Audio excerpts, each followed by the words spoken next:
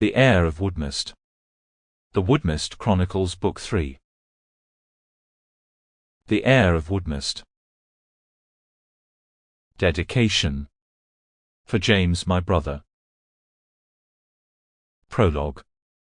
Slinking as low to the ground as she could, keeping as quiet as was ever possible, she moved rapidly, stealthily through the undergrowth to avoid the enemy.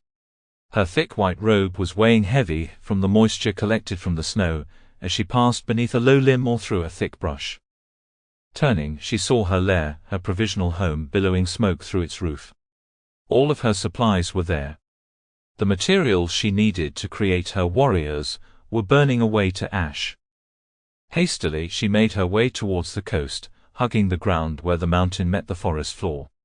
The steep incline to the left was a guide towards the sea.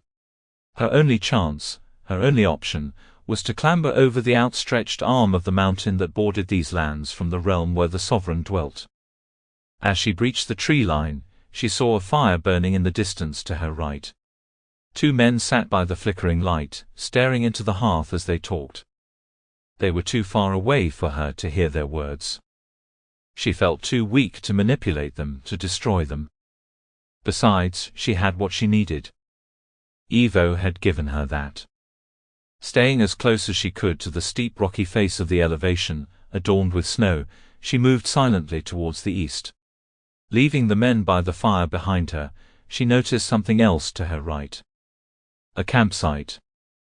Several tents formed a circle around a smoldering hearth. Grouped together in a tight mob were several horses. She considered whether to venture over and slay the beasts. It would slow the traveler's pursuit and give her the advantage again. Pulling her dagger from her belt, twisting it in her grasp, she wrestled with the idea. No, she thought. She returned her energy to flee. The northern lands are full of strange creatures. If the weather doesn't slow them, the inhabitants will. She moved to a place where the land almost met the sea. Enormous waves crashed against the jagged rocks at the end of the point, sending a fine spray into the air and over her face. The wind was stronger here, colder. She wrapped her cloak around her tightly as she scrambled over the rocks. They were slippery in places, and her hand needed to leave the warmth of her clothing to steady her climbing. It took some time, more time than she had planned for. She needed arduous climbing and careful navigation to reach the far side of the rocky protrusion. Upon reaching the level ground on the other side of the rocky mound, she fixed her coverings before moving onwards. Her footfalls were clearly marking the snow behind her. Sample complete. Ready to continue?